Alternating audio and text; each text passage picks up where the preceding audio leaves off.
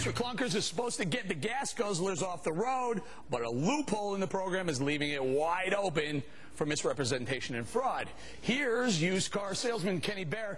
Kenny's the president of U.S. Auto Limited. Kenny, when I talked about the story in the editorial meeting, I'm like, you know, I got just the guy for you. Kenny, what's going on with the program? I think I've seen you talk about the fraud and misrepresentation that could go on where they're supposed to be disabled and sold or crushed, I mean, out to a scrapyard. But what's happening is there's a little known, I guess, loophole where the dealer's allowed to sell the car out of the back to a wholesaler. What the wholesaler is, he's in the business to buy the cars from the dealer and send them to the auction and resell them. This guest says, do not be surprised, though, to see these clunkers back on the road as dealers pull a fast one. Kenny Behr is a used car salesman with U.S. Auto Limited. Kenny, good to have you. We should explain to folks that the obligation is to get these clunkers off the road. That's the inspiration for it. Get the gas guzzlers off, more fuel-efficient cars on. But you either have to destroy the cars or put something in them that makes them melt away. I don't even know what it is. But they, bottom line, have to be taken off the road. You're saying that's not going to happen. Well, I think some of it's going to happen. The new car owner, obviously the owner of the dealership, has the vested interest to keep the program going and not to kind of mess things up. But there's a big chain of command, Neil, between the guy that takes the car in the showroom and the scrap yard that's going to supposedly scrap it. And, you know, this industry is filled with thieves, villains, and scoundrels. No, so you take that chain of don't command, say that. You're shattering the old Santa image. You know, it's hard to say. I mean, it's a big program. And with big programs, there's always going to be some seepage, if you want to call it that. I think there's a good chance, I think we know for sure, that after the car comes into the new car showroom, it's sent out to the back, supposed to be disabled, and then crushed. But there's a whole lot of hands that are going to touch this car between the time it comes into the new car showroom as a trade and the time it gets to the scrapyard to be destroyed. What about the mechanics? What about the used car salesmen? And what about the people who sell tires? Are these people going to be driven right out of business because of this program? Listen, there is no doubt, I'm in this industry, that the first thing that's going to happen is there's the $3,500 to $4,500 price point for used cars. This price is going to go up. If you're taking all these cars out of the market and actually scrapping them, the economy is an ecosystem, as you know. And if you add a false something into the ecosystem, something's going to suffer down the road. We're convinced that these $3,500 to $4,500 price range, and these are starter cars. These are the cars you buy for your kid going to college, for first-time drivers, or for people that have to come in and do some small financing to actually get on the road. These people's cars are going to go up in price. Well, here's what's supposed to happen, and let me reword that, supposed to happen.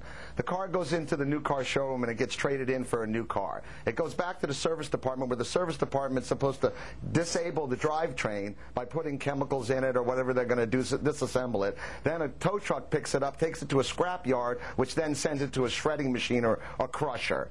And this program was modeled after the German program. And in Germany, they found the cars that they were supposed to get crushed and destroyed, in South America and in Africa and back on the streets.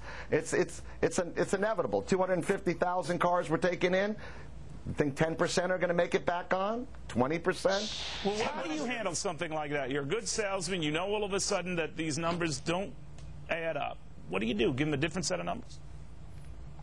Of course. I've seen it where we've taken the same numbers and spin them into, change the down payment, raise the monthly payment, lower the monthly payment, raise the down payment. It's confusion. And unfortunately, it works. Even with an educated buyer, there's only so much pressure you can take in. If you go to a new car store, they put you in the box. You have to go to the manager, and you go back and forth and build that urgency. You guys are taping that whole thing, aren't you?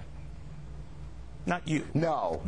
Of course. If someone trades in a $5,000 car and they're only going to get $3,500, the dealer's only going to get $3,500 from the government. The dealer's going to take it out and sell it for $5,000. They're not going to just lose that profit. I want to talk about something else. There's the $3,500 to $4,500 price point for used cars. This price is going to go up.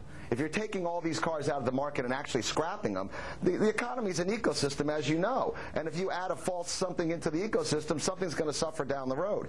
We're convinced that these $3,500 to $4,500 price range, and these are starter cars. These are the cars you buy for your kid going to college, for first-time drivers, or for people that have to come in and do some small financing to actually get on the road. these people's cars are going to go up in price. And what about, regardless of what you can say, that's got to happen. What about, well, I mean, by the way, this is the 250,000 was the first $1 billion. Right. We got another $2 billion going in. How many more are going to be on the road? You're going to pull up to a red light and see your old car parked next to you with the sticker from your daughter's school on the bumper. That's funny. Right? What he's doing. It absolutely looks like a car sale. I mean, if we don't sell this by the end of the month, you're not going to get it. Isn't that the greatest line in the car business? You have to buy the car before the end of the month. Right. What's supposed to happen is they're going to go on a website and they're going to put in the vehicle identification number of the car they scrapped. They take the title to that car. They stamp it as a certificate of destruction, which means it's not supposed to be driven on any road in America. And then it's going to go to the junkyard, like I said. But come on, Neil. You know what's going to happen. Somehow or another, the VIN numbers might be changed. The car, they can change the VIN number from one car to the other.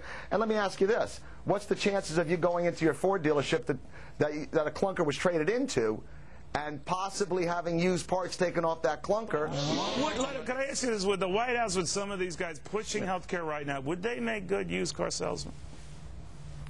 Oh, I have to tell you, absolutely. The first thing you do when you come on the car lot, we give you a nice warm smile, a meet and greet, make you feel like we honestly care. And that is what we try. Honestly, in all fairness, you do care. We do try to honestly care.